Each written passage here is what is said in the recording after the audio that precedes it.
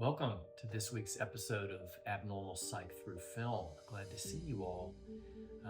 This week we're going to be talking about the film Fight Club, and the psychological disorder is dissociative identity disorder.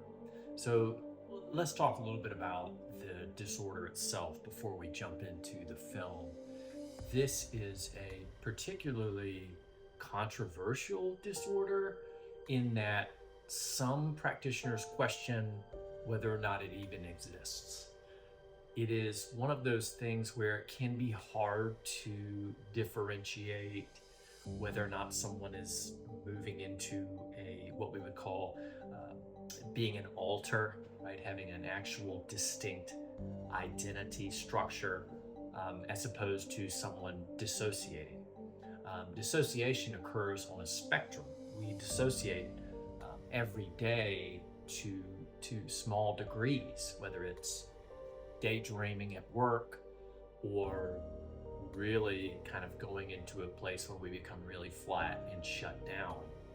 So the idea here is that dissociative identity disorder is on one end of the spectrum, the extreme end of the dissociative spectrum, to the point where it causes identity fragmentation. So there's an actual split that occurs in a person's personality, and they develop an entirely distinct, fragmented self.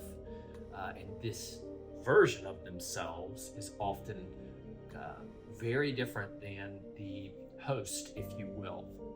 They may have totally different personality traits, physical abilities. There have even been studies that have shown alters to have different allergies, physical characteristics, and even changes in neuroimaging studies that have shown the brain actually operating in a different way. So what is the disorder itself? Well, it is identity fragmentation. It is a split in a person's identity where they develop two or more alters. Case studies have shown people to develop up to 100 alters, although on average it's about 8 to 10, sometimes more, sometimes less. The other hallmark component of DID is amnesia. So the person will often have gaps of time where they don't remember anything. They might wake up in strange places and often have no recollection of what happened. And so they may have very little awareness of the fact that they actually slipped into one of their alters. So there's a really kind of amnesia that happens in people with DID. As with all other mental health disorders, there is clinically significant distress that occurs within a person, so it creates problems in their life. It also cannot be a result of substance use, and it cannot be a part of their culturally accepted practices. So if you have all those things, you meet criteria for a dissociative identity disorder. So how does this happen? Well, the best explanation that we have is that it generally comes from extreme childhood trauma, generally sexual trauma, abuse, violence, these types of things.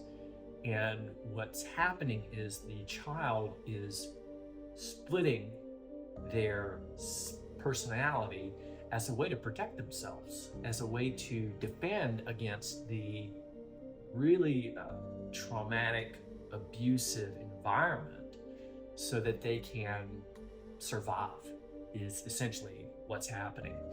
And so, generally speaking, there is going to be extreme trauma in the history of someone with DID. And this is going to be very important when it comes to treatment. As a psychotherapist myself, I have only seen this one time, and it's debatable whether or not that was truly dissociative identity disorder, one of the things you have to consider is some other psychiatric illnesses can mimic dissociative identity disorder. Substance use, post-traumatic stress, borderline personality disorder. You have to be able to differentiate, is this a behavioral issue?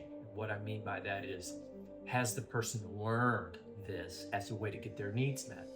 So maybe a person has learned that if they develop these alters, they might get extra attention, or they might be able to get their needs met, or they may have confidence in being able to express certain traits.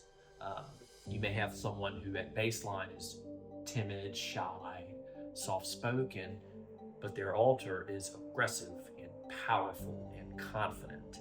And so they can slip into the alter as a way to compensate or get their needs met. So you have to be able to kind of rule out and differentiate, okay, what's really going on here? And so these are all important considerations when it comes to diagnosing dissociative identity disorder. And so let's talk a little bit about the film, Fight Club. So this is a cult classic film directed by David Fincher, starring Ed Norton and Brad Pitt.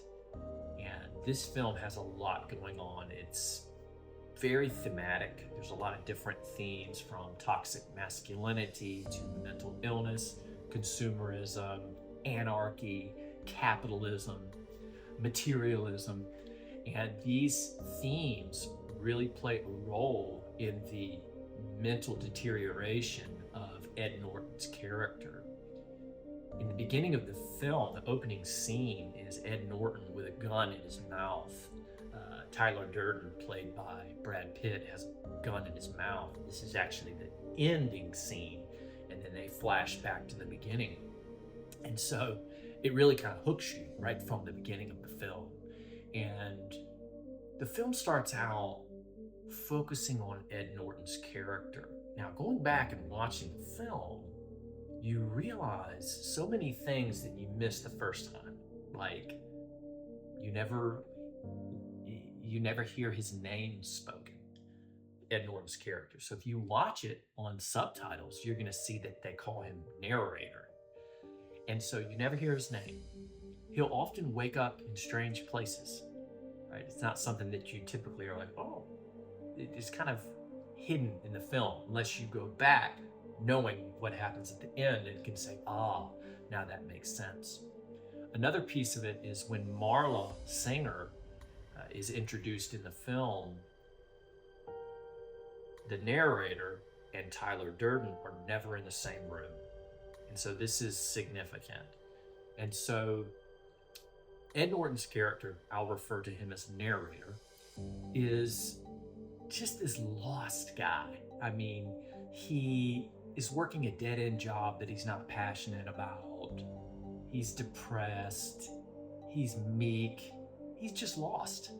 And he begins to find satisfaction by going to these support groups. One that stands out is the testicular cancer group. And he talks about how going to these groups, he is able to find something meaningful, something that's exhilarating for him, that provides some color in his life.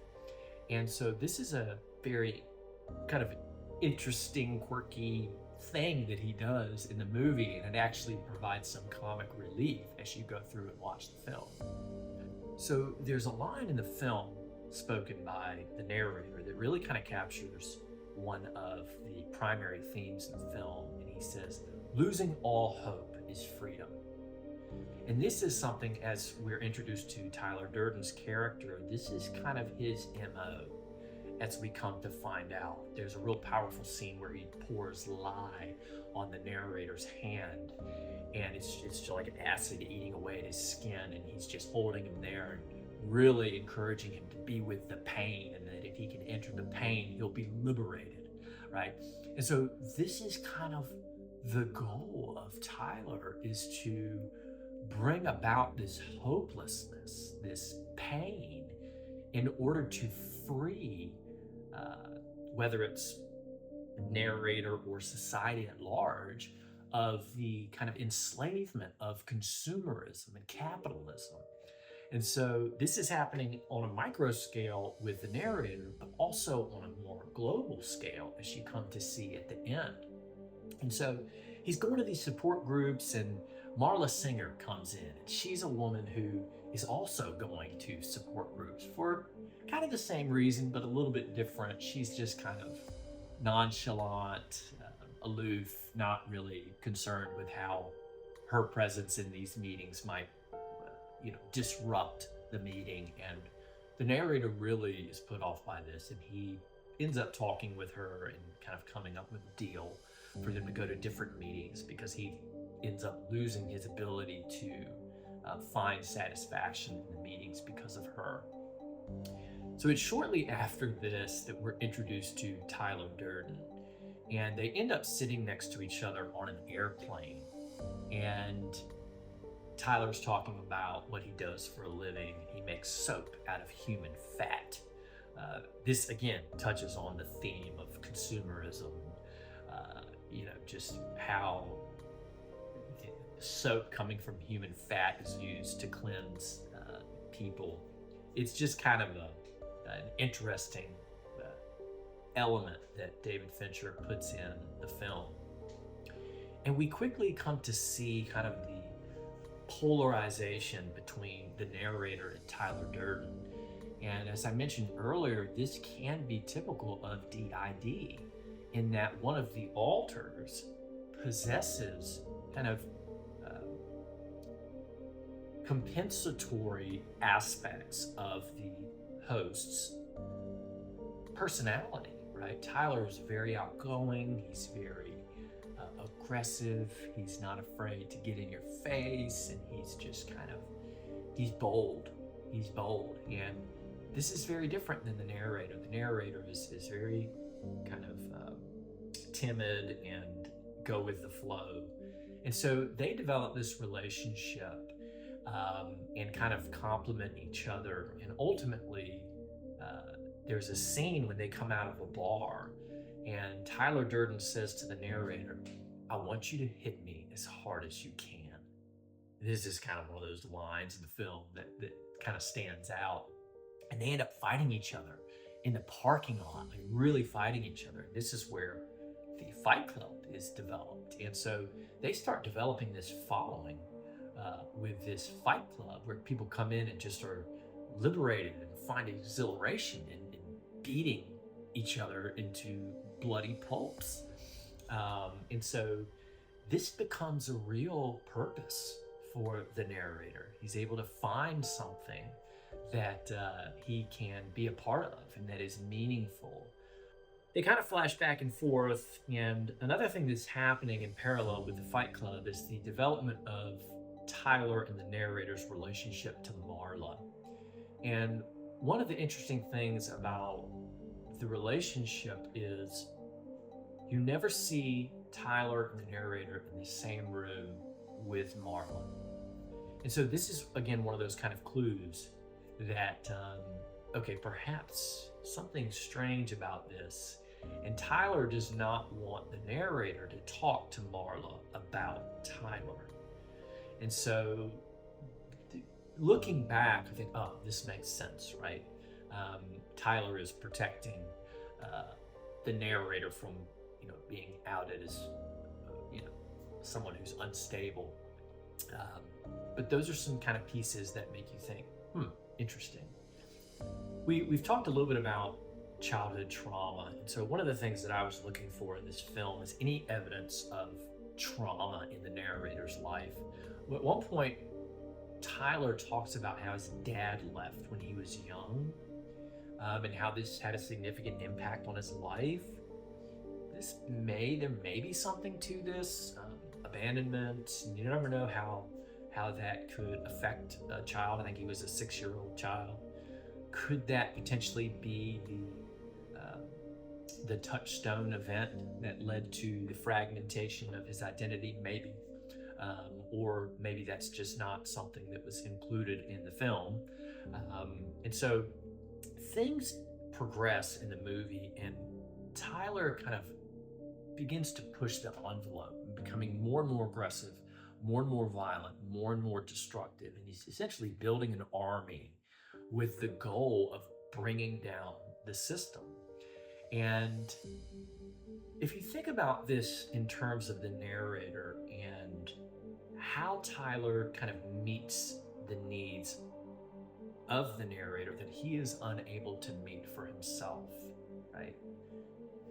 The narrator is really kind of lost in this system of consumerism. He loves to buy IKEA furniture. At one point they show his apartment. It's just wall-to-wall IKEA furniture, and he just day in, day out of his dead-end job. And it's quite clear early in the film that he's miserable and he's unhappy and he wants to get out of this. And it makes sense how Tyler is developed as a distinct identity to kind of help him cope with that. Remember, the alters are ultimately developed to serve and protect the individual against pain, typically extreme pain. And so this progression culminates in a plan called Project Mayhem. And Project Mayhem is essentially about total destruction. And as the film rises towards its climax, you realize that the narrator begins to fight against Tyler. And towards the end of the film, they end up kind of clashing with each other in a really heated confrontation at the end of the film, where Ed Norton puts a gun in his mouth and shoots himself in the head. He doesn't kill himself, but he really wounds himself badly. And it's a pretty powerful scene in the film. There at the end, there's a kind of a classic moment where he and Marla are holding hands and the Pixies song, "Where Is My Mind," comes on. And you see the buildings just start to explode. And this really captures kind of what Tyler was driving at, the total liberation from consumerism. And the movie ends. And so I think it does a really good job of depicting DID. I think one part that I would, question its legitimacy was the way that the narrator and Tyler were so close and intimately involved with each other. There are cases where alters interact with each other and communicate. However, I think more often than not, the host, if you will, is unaware of the alters. And so that was one aspect of the film where I think, wouldn't be typical of DID, but you needed it to have the film, right? So obviously the film is taking a lot of liberties. And so what do we do about it? So let's talk a little bit about treatment. So typically with DID, this is thought of as a trauma disorder, right? So more often than not, the treatment is going to be about addressing trauma and helping the person process through these traumatic memories that have tremendous emotional material attached to them. And there's different approaches that are used. The one I'm going to focus on is called eye movement desensitization and reprocessing, or EMDR. And this is a modality that I use in patients that have severe trauma. I see dissociation every day to varying degrees. So it's very common for people that have experienced trauma to dissociate as a way to protect themselves. It's actually a nervous system state, the dorsal vagal, the shutdown state, that is adaptive. It is a protective state that we go into. The problem is when we become stuck there and it becomes maladaptive and unhelpful. And so it's really about helping the person become unstuck and then ultimately integrating the various aspects of their identity fragmentation so that they can resolve their trauma. So with EMDR, ultimately what you're trying to do is you're trying to tamp down the emotional material that's tied to these traumatic memories. I often explain it like this. Have you ever been angry and said something you didn't mean? Of course you have. What happened the next morning when you wake up? Oh, gosh, I can't believe I said that. I didn't mean that. Right? You feel guilty. Well, what's happening there? So when we have a elevated or heightened amount of emotional material that's happening, it affects the way that we think. It affects the way that we see things, the way that we believe. And so it can often kind of bring us out of context or out of touch with how we really feel and how we really believe, and can create really distorted thoughts and beliefs. And then once that emotion is tamped down, you kind of come back to this adaptive way of thinking. And so with trauma, there's all this emotional material tied to this memory, and it's just keeping those beliefs stuck. Beliefs that say it's my fault, or I'm defective, or I'm powerless, or I'm unsafe, or I'm not good enough, or there's something wrong with me. And these become crystallized in a person's belief system, and then they filter all of their experiences through that lens. So everything they experience, they're interpreting, oh, this is because I'm not good enough, or oh my gosh, I'm not safe. And so if we can go back to the touchstone memory and we can tamp down that emotional material, we can allow for that adaptive processing to come in, and kind of like when you're angry and you wake up the next morning, oh, that's really not how I feel or how I think, and I can now think of it in a way that's more adaptive. So that's basically what we're doing. We're identifying touchstone events in a person's life where these beliefs were installed, right? Where do you remember first believing that you are not good enough? And if we can find that traumatic memory, we can target that for desensitization using what we call bilateral stimulation. This is essentially back and forth stimulation across the midline of the brain. So typically they're used with eye movements, moving the eyes back and forth, but there are many different ways to do bilateral. I do a lot of tapping or hitting the legs back and forth. And so this is used to desensitize the nervous system as the person has activated a particular traumatic memory, so that they can then reprocess it and arrive at a place where they think of it in a more helpful way.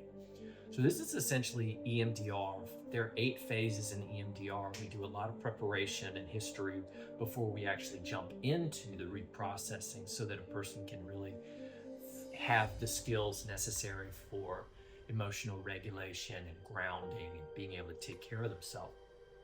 But EMDR can be a very effective approach. You certainly want to be careful in that you're not pushing the person outside of their window of tolerance to where they are in crisis and don't have the ability to take care of themselves. It's a great film. It really is. Brad Pitt, he's amazing in the film. He actually really chipped his tooth for this film to make his character more authentic. So he had his dentist chip his tooth. You'll see at the end he's got a chipped tooth. So really, really highly recommend this film. It's a great film. It's a real interesting psychiatric disorder, DID, or multiple personality disorder, which is not the clinical term, but just a great film, highly recommended. And I think overall it does a really good job of showing some of the aspects of DID. So thank you for watching. And remember, keep your minds open and your screens lit.